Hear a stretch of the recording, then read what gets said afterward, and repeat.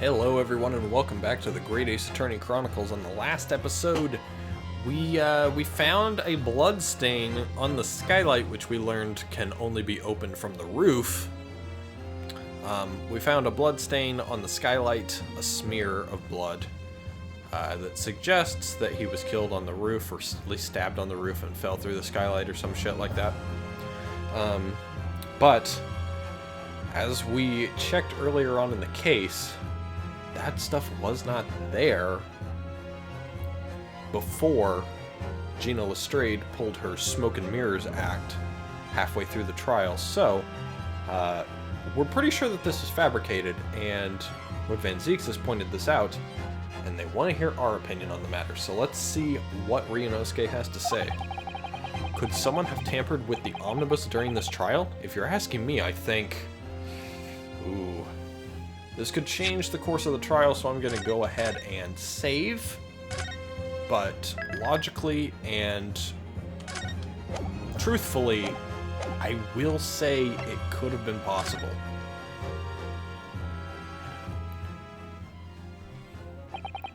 As a defense lawyer, it's my job to advocate for the defendant as best I can. But still, I feel as though there's something even more important at stake here. There is no evidence to suggest that the defendant did as my learned friend suggests. However, in terms of having the opportunity to carry out the alleged tampering, there is one possibility. Oh! Good gracious! Explain yourself, counsel!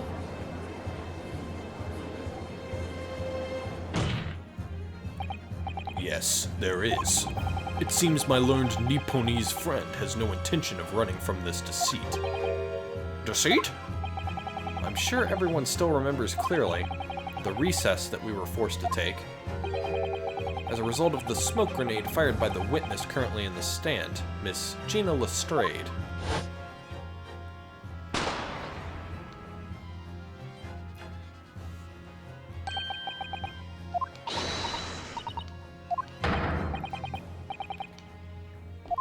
Taking a drink while we go through the flashback, since I've already read this. The courtroom was filled with smoke, and everyone was thrown into confusion. All of us were made to leave this chamber. In that brief interval, under the veil of smoke, and in all the chaos. Ooh, that was a 360 point. It could have been possible to steal inside the omnibus. Is finger pointing in the Ace Attorney universe like an X game sport, like skateboarding? I did a 720 fakey Y point the other day in competition. Oh, that's worth about 20 points off of your license, your attorney's badge or whatever the hell, because they say that there's penalties and stuff like that. So I don't know how that system works, but yeah.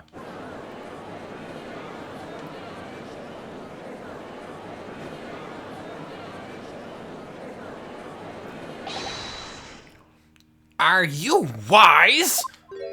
Uh-oh. What are you trying to pull, you rotten feckless gouger? Now he's upset. Feckless gouger? You're supposed to be defending me. 'Tis a wicked plot. 'Tis a plot to undermine me, so it is. Objection! Whatever you think this is, it changes nothing. The facts are the same. After this courtroom was evacuated earlier as a result of the smoke grenade, a number of inconsistencies materialized in relation to the omnibus. Inconsistencies? Such as? To start with, the storage compartment underneath the rear passenger seat. When the police investigated the omnibus, this compartment was full of the driver's items. Secondly, we have the smear of blood on the edge of the skylight. As I have said, that was not present at the start of the trial this morning. It doesn't look like blood either, it looks like paint of some sort. Unfortunately, Lord Van Zieks, no one is able to corroborate your claims. That's true. When the omnibus was first wheeled out, both the storage compartment and the skylight were shut. Accordingly, I'm afraid to say, we cannot establish with any certainty if this evidence is the result of tampering or not. If we had evidence of the paint or whatever she used to make the fake stains, then we'd be able to know. Or you could just forensically test the stains and see if they match the blood on the seat, which I doubt they do. Indeed, my lord. No doubt there was not a single person who saw fit to verify such things. What do you think? Sorry? About the omnibus. Is there anything else unusual about the omnibus? Ooh, shit. Let's take a look. Is there anything weird about the omnibus? Because I haven't really done a thorough examination of it since. The exterior, I feel like it would have to be something on the exterior. Man, yeah, this is one of the things that I'm not sure about yet. Is there evidence that proves it was tampered with?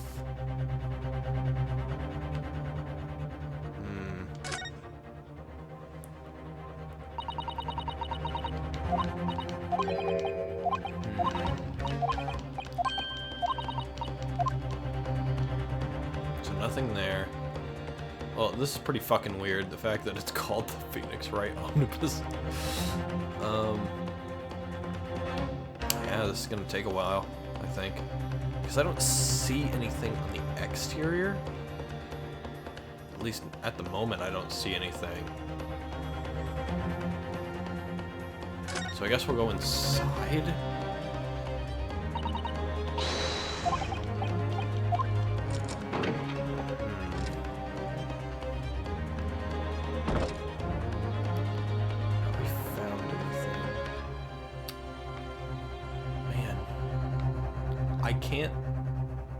I can't tell. We'll have to fly by the seat of our pants on this one. I guess I'll just go, I have an inkling. My lord. Yes, counsel? There is one further inconsistency. A mark that surely could not have been present at the start of the trial. What? What in the devil's name are you going to say now? If you dare to betray me, you little maggot, you'd better start watching your back. You're making murderous threats while you're up on the stand.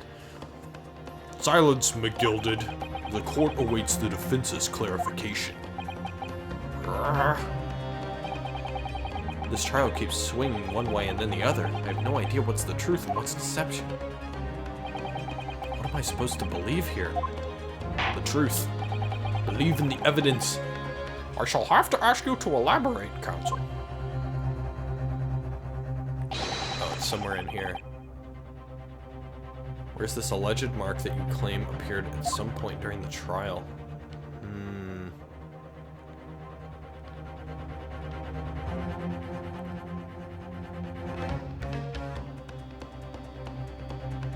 I mean, there is that, but...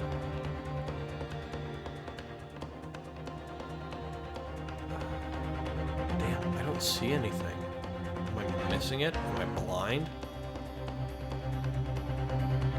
I mean, I'm thinking logically here. If she entered in through the skylight to tamper with this stuff, then I would think it would have to be either something on the skylight,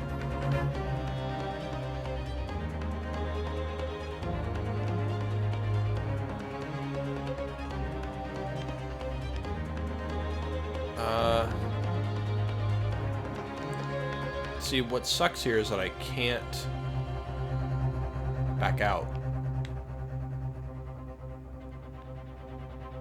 See, that wasn't it. I mean, this obviously appeared, but I don't think this is it, but I'm gonna go ahead and check it.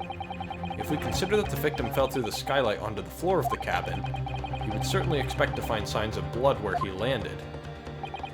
But as far as I recall, this blood stain on the cabin floor was not there when the omnibus was first brought into the courtroom. Good lord!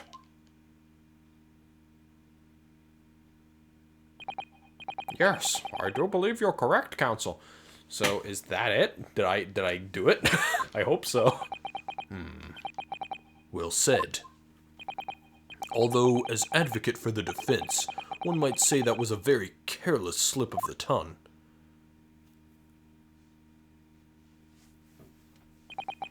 I believe that bloodstain on the floor is a decisive piece of evidence. But if the question is whether that evidence is genuine or whether it was unlawfully fabricated by someone, I feel compelled to admit that there's at least a possibility that the evidence is fake.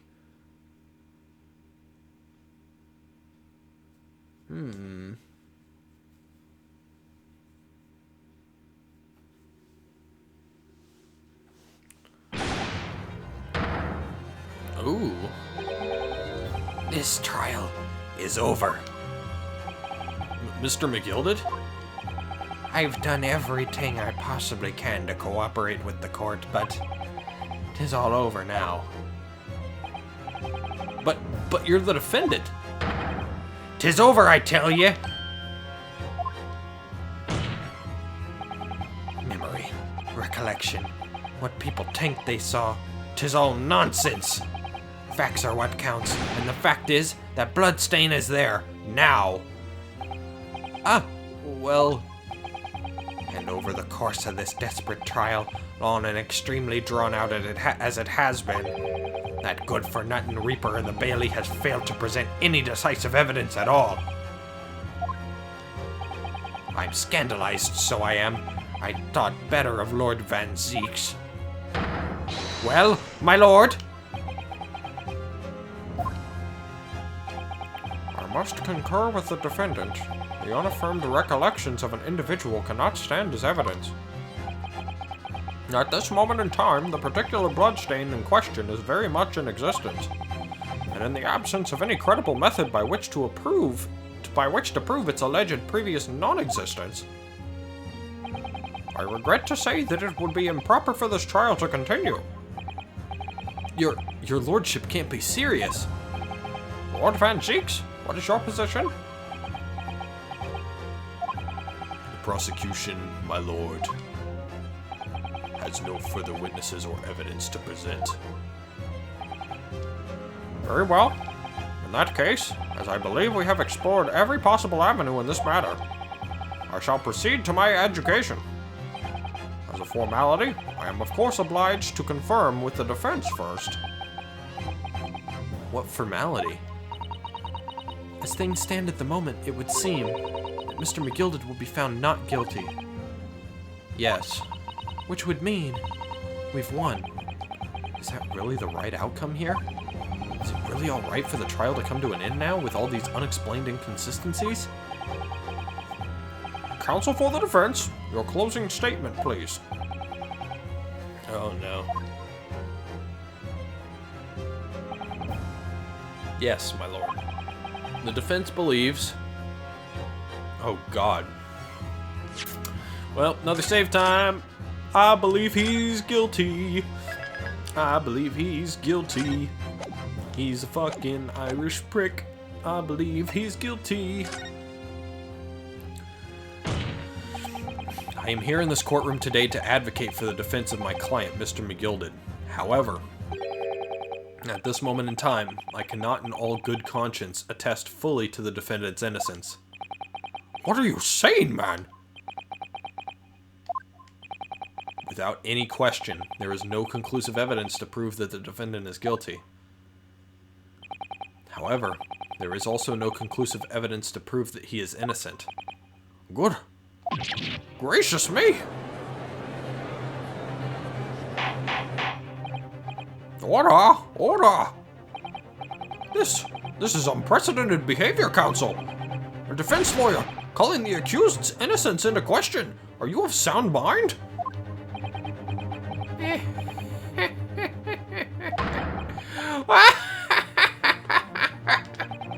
Oh, 'twas a grand decision to appoint you as my lawyer, so it was. A grand decision. What? I must say, I didn't expect such an exciting spectacle at the end there, but still. Here, have this for your troubles. So, Now that I'm thinking about it. I was thinking back to my previous thing where I said that Emil Strongheart might have something to do with Magnus McGilded. He does have an M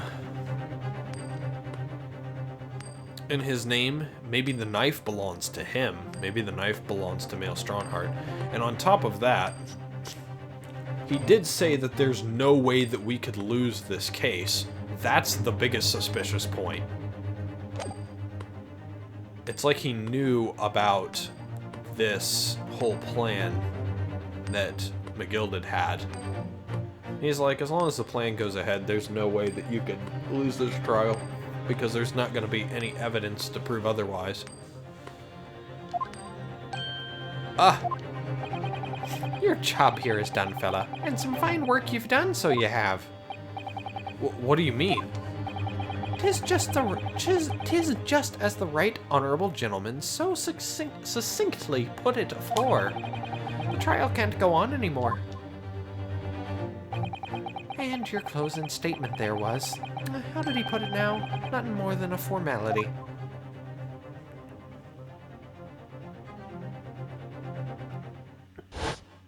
Breakdown time.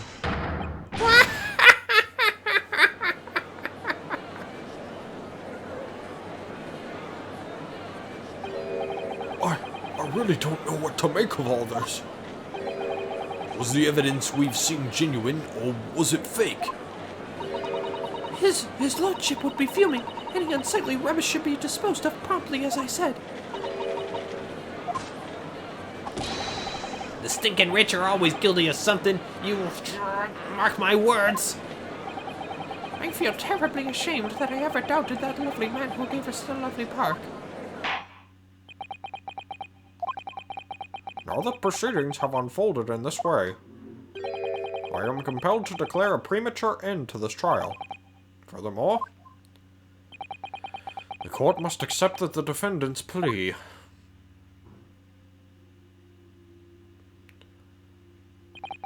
I thank you kindly, my lord.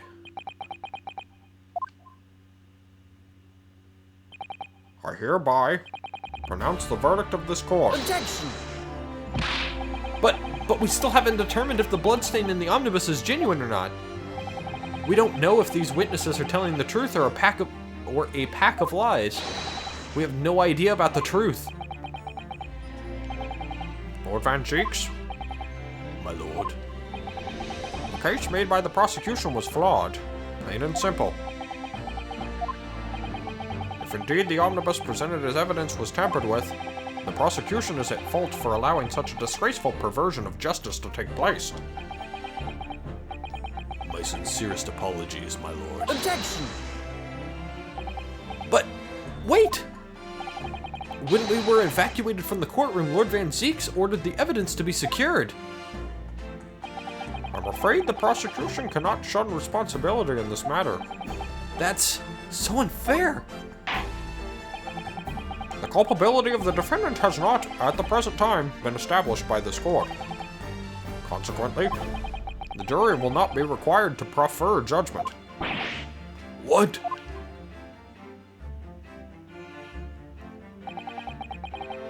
Well, Lord Van Geeks, it's been a pleasure, so it has. And as for you, my dear fella, I couldn't have asked for a better defense. You mean to tell me this has all been a grand waste of time? 'Tis the law of the land, my good man. If you'd like to pursue this matter further, you can always go ahead and try and change the law. Magnus McGilded. Good grief, you've more to say to me, have you? Just one thing. A warning. This is far from over. Well, something to be looking forward to then.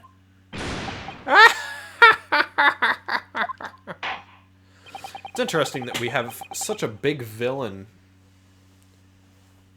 in case 3. We typically case 3 in most detective games whether it be Danganronpa, Ace Attorney, whatever. Case 3 is kind of like it's a step above what Case 1 and 2 were, which typically they're a little bit easier, a little bit more contained.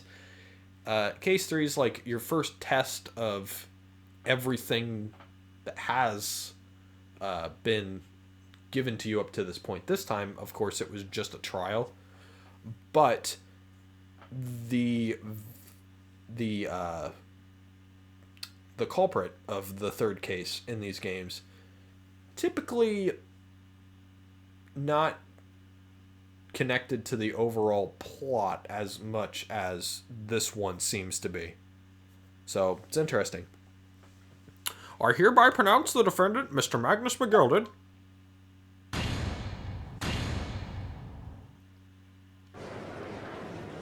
Fantastic. Good job. Yeah, that does not feel like victory confetti this time.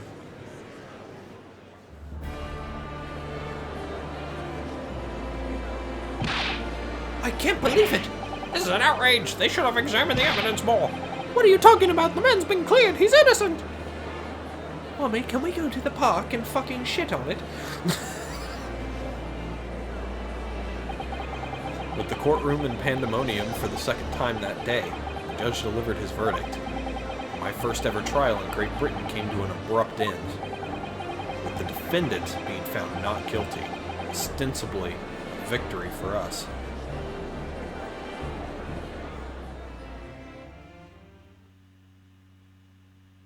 Epilogue. Oh man. It'll be just after Valentine's Day, actually. Because I think, Valentine's Day is like February 14th. That certainly was a long trial. Yeah, it was. Your first ever trial on foreign soil, and your first victory. It was a wonderful performance. My heartfelt congratulations. And to you, Miss Susato. Thank you for your assistance. I suppose we should be happy. The trouble is, we're still completely in the dark about what actually happened. Well, we didn't have enough time. But isn't it wrong? I mean, who was actually responsible for Mr. Mason's death? And we don't actually know who was responsible. We just know that McGilded tampered with the crime scene to make it look like he was innocent. And it wasn't him who did it, I don't think. I think it was probably the girl. Because he doesn't want any of his... He gets other people to do his dirty work for him with his money. We don't even know that. The sole aim of the defense is to obtain a verdict that exonerates the defendant. You carried out your duty to perfection. Aye, that you did. You cocksucker. Mr. McGilded. And that girl is with him too. Well, it seems the stories are true. Oh, what stories? About the 6 enormous fireworks they do be letting off when there's a verdict of not guilty. I'm sure yous must have seen them now. Spectacular, wouldn't you say? Yes, definitely. I'd heard it was a sight to behold, and to be sure, it was. And I've you to thank, I suppose, for having an opportunity to see it. I'm not laughing again in his voice. It fucking sucks. Oh, I just don't know about that. I'm not sure I really did anything. What on earth are you saying, fella? How did I walk out of there a free man, then? I don't think it was so much thanks to me as down to your planning. You're a straight-talking fella, aren't you? I must say, you had me astray in the head there once or twice. But you're young and headstrong. Ah, 'tis water under the bridge. Congratulations, Mr. McGilded, on having your name cleared. But nothing's resolved. No, that's the next game. Great Ace Attorney Resolve, right? There's only one thing that matters to me. Oh? Aye. They've all seen that I didn't do that odious and abstinent deed. 'Tis grand, is it not? I suppose it is. Well, the fine fellows of Scotland Yard can take matters in hand and sort out any wee details. They'll see it for what it is. They'll get to the truth. I've absolute faith in them, so I have. After all, I pay them. I do be providing a good number of their wages with all the taxes I pay. And other funds. It's not that funny. So then, as we agreed aforehand, 1,000 guineas for your troubles, fella. Oh, no, I couldn't possibly accept that much. Arrah, be whist! You're a humble people, are you, you from the east? Well, if you insist. But have this, still and all, you deserve a reward. Mr. Magnus McGilded! Everything is ready, sir. If you'd like to follow me into the courtroom. Into the courtroom? What's this, officer? 'Tis sooner than I was led to believe. I hope it's not inconvenient, sir. There were some changes to the schedule. Well, I must be making tracks now. 'Tis time for the inspection. Sorry? What inspection? You're going to examine the omnibus again, so I'm told. I asked if I could be present for it myself. They're going to examine it again? Now? Naturally, I'm under no obligation to take part in any more of this matter now. But as an upstanding member of London society, I do be doing my best to help where I can. 'Tis a gentleman's duty, so it is. So then, fare thee well. 'Twas an absolute pleasure meeting yous. I hope ye have a whale of a time while you're studying here in Great Britain. And there he goes, a free man. Gina. Oh, I forgot she was here too. No. Stop it. Don't move! Whereas I want to say, get a move on. She really does take forever to load that thing. Miss Lestrade, would you mind putting that thing down? You're a grown-up. Sorry? And I ain't all grown-ups. You know, you're almost grown up too. I don't know who this is. Ah, there you are! Oh! You! From the fucking cover! I was wondering when we'd get to meet you. What voice do I give you?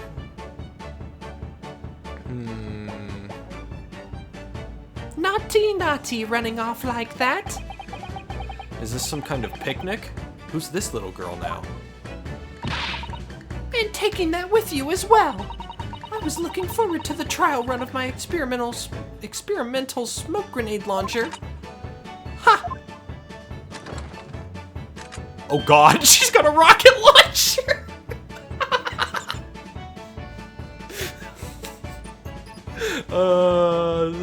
Anime has gone too far. Oh, do you want to play? You won't beat me.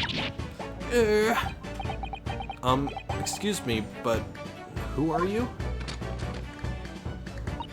Oh, good day to you. I'm, well, the inventor, I suppose, of that machine. The inventor? Well, normal smoke grenades are so dull, don't you agree? White, and more white. If you have to be shrouded in smoke, it could at least be a pretty color, I thought to myself.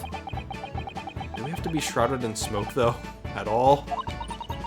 I just took my eyes off it for a moment whilst I was changing into a different omnibus, and she pinched it.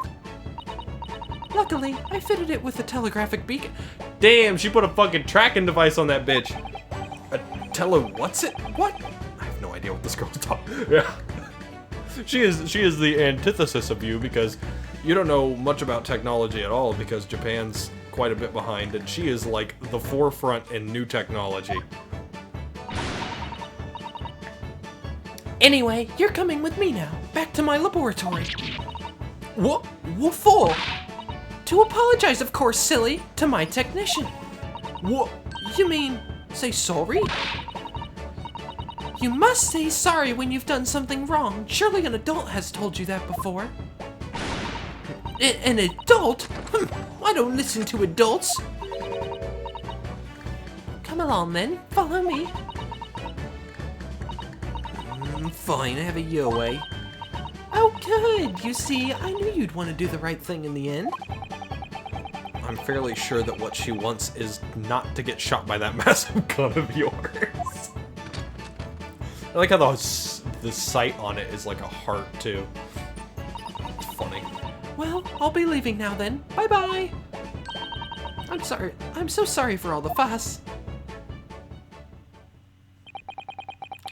She was a lively one.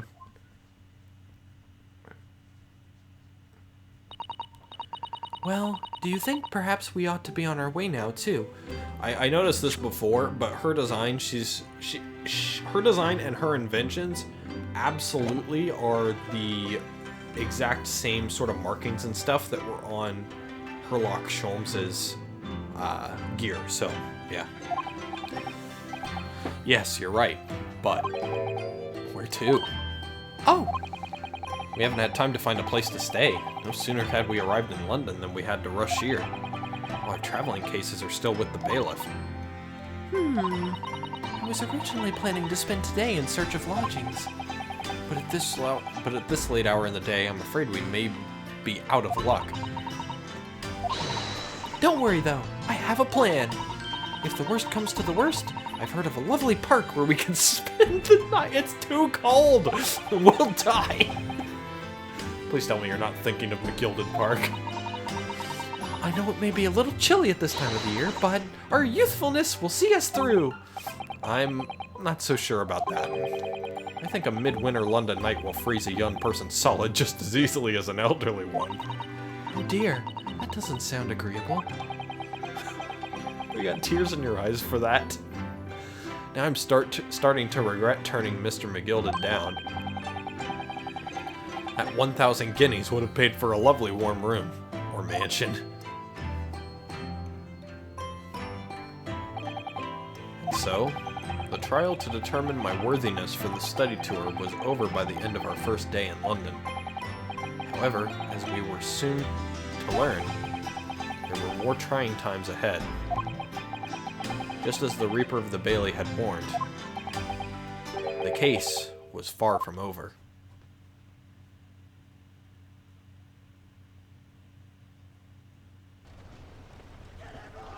Uh-oh. What's going on? Get the fire brigade! Water! Damn, he fucking lit the evidence on fire? How did this happen? I don't know, sir. By the time I got here, it was already engulfed. No one was supposed to be allowed in here before we started investigating. Oh, shit. No. Oh, good God. There's someone in there.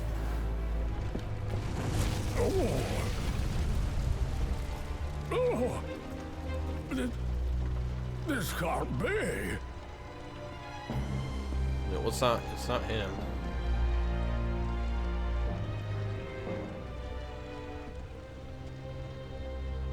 Well, that took a turn. Holy shit. All right then.